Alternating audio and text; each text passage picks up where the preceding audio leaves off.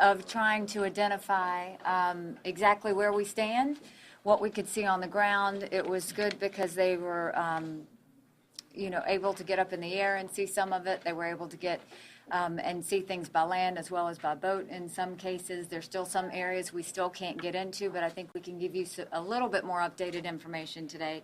But I do want to start with John Quagliarello and let him, also known as Rockstar John, and let him give you what I believe will be our final weather report. Thank you, Governor. Well, as you know, Matthew made landfall earlier this morning, just southeast of McClellanville. The good news is it is now finally pulling away from the Myrtle Beach area to the northeast, and we're starting to see improving conditions. The one thing I do want to point out, though, even though the rain is starting to taper off, we're still seeing some strong winds in the back end of the storm in the Grand Strand area. And in fact, within the past half hour or so, there was a 74-mile-an-hour gust at the Myrtle Beach airport. So even though the rain's ending, the wind threat is still there, and that's probably going to last through the evening if you're in the Grand Strand. So just be careful if you're still out there. It might look like it's improving, but it's still windy. In terms of what happened today, all we know, we haven't been able to see any high water marks or go out and survey the storm surge. However, we do know we set a new record stage at Fort Pulaski at one of the tide gauges just across the Savannah River. And Charleston Harbor also tied for the third highest level at the tide gauge and the highest since Hurricane Hugo. In terms of rainfall, we've seen quite a bit of it since last night. In fact, we've seen reports as high as 10 to 15 inches across the Low Country, the PD, and the Grand Strand, with numerous reports of flash flooding. And even farther west into the Midlands, as much as 5 to 9 inches of rain fell. And in terms of winds, again, we've had still the highest wind report we've received in the state is 88 miles per hour at Hilton Head, 82 miles an hour at Beaufort, that's 74 miles an hour at the Myrtle Beach Airport, and 71 at Georgetown, and 69 at the Charleston Airport. So we did have quite a few reports of sustained tropical storm force winds with some gusts to hurricane force during Matthew. That's all I have. Thank you. And I want to personally thank John for working with us. He didn't ask to be in front of the TVs, but I thought it was always very good for him to give you that report directly so that you could know exactly what was happening. So thank you very much for your service in getting us through this. Okay, so bottom line, what we have seen is lots of trees down, lots of power lines down, a lot of roads that are not passable.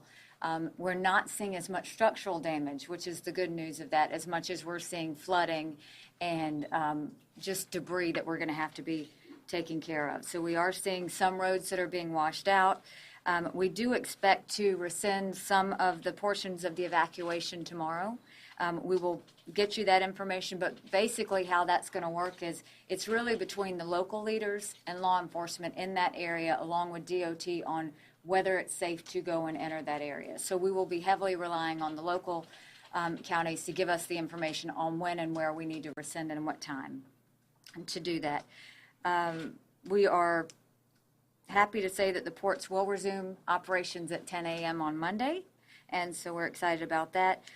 There was significant damage and road closures in Jasper, Beaufort, Colleton, Allendale, Bamberg, and the Holly Hill area. But to give you more details, because there's a lot to say about the road situations, I'm going to turn it over to Secretary Hall. Thank you, Governor. I'm proud to report that most of our interstates in South Carolina are currently open. I-20, I-26, and I-526 are all open and currently available to utilize. Our crews have been out, along with first responders and National Guard, assisting in clearing any downed trees off of Interstate 95 that we've had. And Interstate 95 has been cleared of trees. However, there are two sections of Interstate 95 that are currently flooded and unavailable. The first 15 miles of I-95 coming in from North Carolina are currently closed due to flood. Of course, we'll wait until that water recedes and reopen that section as soon as possible. And then I-95 southbound in the Ridgeland area is also closed due to flooding on the roadway. And of course, we'll wait until the water recedes in that area. We have a significant number of trees down across our roadways, as the governor mentioned. We have a plan for clearing those roadways in order to get access back into the areas based on priority routes, and we will follow something similar to our evacuation plan. So look at the routes identified there, and that will help identify which routes we're going to clear in priority order to get folks back into the areas as quickly as we can based on local needs. We'll also be coordinating with schools and some of the other areas as well to help get the schools back and operational as quickly as we can. The barrier islands are currently inaccessible with regards to road access. And for the Beaufort and Jasper area, our plan for reentry as far as road clearing operations is we will begin at I-95 and clear US 278, US 17, US 21, and SC 170, moving from I-95 out towards the coastline will be our operations mode for that. The Ravenel Bridge is currently closed right now so that we can complete an engineering assessment of the structure in order to return it to service. That concludes my information on the roads. Thank you, Secretary Hall. And, you know, I will tell you, a lot of people are on the roads right now trying to keep you safe. And, you know, we're getting ready to see a lot of DOT crews and maintenance workers get out there in harm's way. We always see lots of law enforcement from all of our law enforcement agencies that help, as well as the National Guard. And so to give an update of what the search and rescue is looking like and what the any other details about reentry, I'm going to have Chief Keel step up and give an update. I'm sorry. Thank you, Governor. We currently have 761 state law enforcement personnel and 278 National Guardsmen assigned to security missions. We're presently conducting a number of security missions within the affected areas, both by patrolling neighborhoods that have been evacuated and also those areas that are without power. I've been in contact today with a number of all the sheriffs along the coastal region, along with the chiefs. Again, as both the governor and Secretary Hall have stated, it seems like the trees down and water is our biggest obstacle to getting back into these areas. I would caution everyone who is making an attempt to get back into the areas to realize that the roads may be closed in the areas that they're trying to get into. We still have curfews up tonight in Berkeley, Beaufort, Dorchester, Colleton, Williamsburg, Jasper County, Charleston County, the city of Charleston, and Mount Pleasant. Again, we will continue to monitor these areas and provide security to our sheriffs and chiefs upon their request. Thank you, Chief. And I would just remind everybody that if you see any of our first responders, law enforcement, utility linemen, DOT crew members, or National Guard, please thank them, because they have left their families and they have possibly left damaged homes themselves just to make sure they take care of everybody else. The rivers are now going to be an issue. We are going to start really looking at the rivers, the Waccamaw, the Black, Edisto, Lynches, and PD. We're keeping our eyes on. DNR agents have surveyed them by land, but we'll be starting to survey them by water. The ones that we are concerned about right now are the Waccamaw, Lynches, Black, and PD, because it looks like they will crest above 3 to 5 feet starting next week. So that's going to be an ongoing issue that we're going to look at, and that takes us back to kind of flood conversations that we had last year. So we'll continue to do that as well. We do have 77 shelters that are still open with 6,500 residents currently in them. We have 8 special needs shelters that are open. The last reported outages number, do you have it? Because it goes up like constantly, is 833,627 customers are without power. To take you back to the winter storm where we had the least, or we thought we had the most, that was 350,000. So that's what you're looking at with power outages, 833,627. I can tell you all of the utilities and the co-ops are doing everything they can to get into the areas when they're told it's safe to try and get everybody back restored, but that's where we stand as of now in terms of the outages. Majority of the outages are in Beaufort, Berkeley, Charleston, Dorchester, and Horry counties. We had 3 breached dams that were reported today, 2 in Dillon and 1 in Lexington. The Army Corps is going to go into the field and assist us in looking at 83 dams that we want to lay eyes on. We still have sporadic cell service throughout the state, so you will see that, but I think we're working on trying to get that back together. a few things is we really want to encourage at this point, our county leaders and our school leaders come together and decide when schools should reopen. We do have some conversations going between the counties and the superintendents to make sure that it's consistent on when they decide to reopen or whether they decide to stay closed. That along will go with what the information that they have in terms of roads. So we would like to see them work together, and so far we expect that to happen. A few warnings now there's a lot of stormwater and floodwater that you're going to see out there. Don't let your kids play in it. Don't walk in it. Be very careful. That's where we see the bacteria. That's where we could possibly see chemicals. And so it's very, very important to stay out of any of the stormwater as you come across it, because it could be dangerous. If you do see the water, first of all, don't walk in it, but we also don't want you to drive on any roads that have water. We don't want you to drive over them, because they still could have power lines underneath them. They could have actually broken sections of road underneath them. They could have trees that have come down underneath them. You don't know what you're going over. So if you see water in the roads, you need to turn around and move back. It can be extremely dangerous. That again is where we see a lot of injuries that come out of situations like this, is when people attempt to drive through water, and that's something we don't want to see you do. And then the last warning that we want to give is about generators. So a lot of people are going to continue to be without power for a little bit.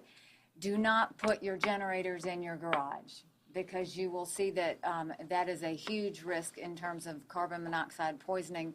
So be very cautious about how you use your generators. There are facts that you can get off of our labor license and regulation website if you want to know more about generator safety, then we ask you to do that.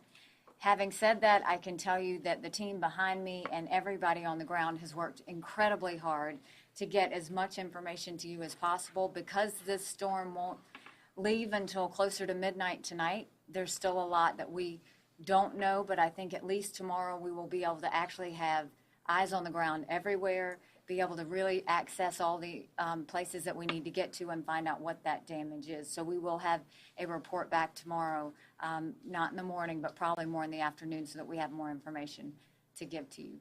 So with that, I will open it up for any questions that you might have.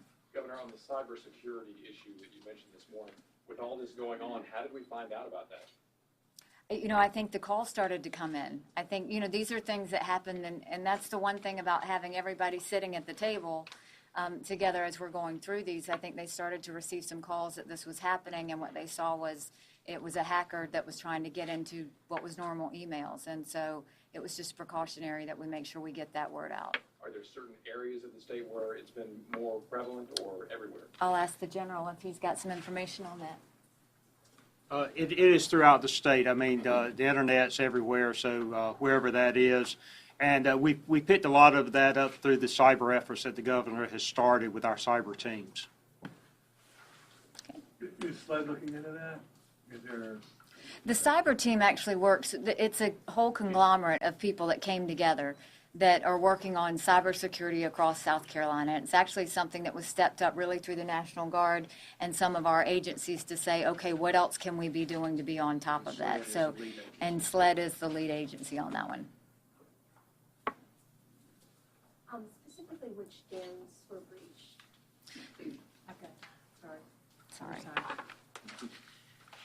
So we have two confirmed, and one is the Little PD State Park in Dillon County. That's a C3 dam, so low hazard dam. We have another confirmed, which is an unregulated dam above Durham Road in Lexington County. We have one that's reported, but because of access issues, DHEC has not yet been able to confirm, but the report did come from County EMD in Dillon County, and that is Squire Lake in Dillon. And that, I would note, is a C2 dam, so that's a significant hazard dam that was subject to a repair order from last year's flood. Thank you.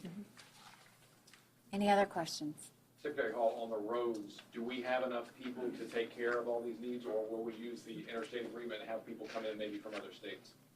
We have plenty of resources already lined up, whether it's our internal forces, working with the county governments, and the Guard is also offered some assistance.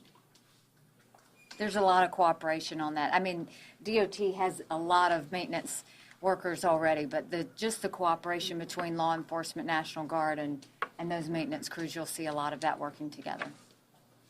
Governor, right now, what's the tally on deaths and the tally on injuries? Right now, this is ongoing. We're going to continue to see, my hope and prayer is always that there's none. But I think that as they're going through search and rescue, that's when we start to find things out. And so we have no reported at this time. Okay, well, we will report back tomorrow. What I will tell you is what I asked of this morning. Please stay home tonight. There's no reason for you to try and get into your area because you won't be able to get in. What we are going to do is this entire team is committed to getting you in as fast as possible to get businesses up and running, kids back at school, and everybody getting back to what is going to be their daily lives. But we are dealing with flooding. We are dealing with trees down. We are going to deal with debris removal. And so we ask for your patience, and we ask for you to remember that we are blessed because what really was an unusual storm that was coming at us at all directions, we were able to do the best that we could to keep everybody safe. And so keep in mind that lives are what's most important. While it's inconvenient, we will try and get there, but we're very happy right now that we can say that so far we're hoping everybody's still safe. So thank you very much. Y'all have a good night.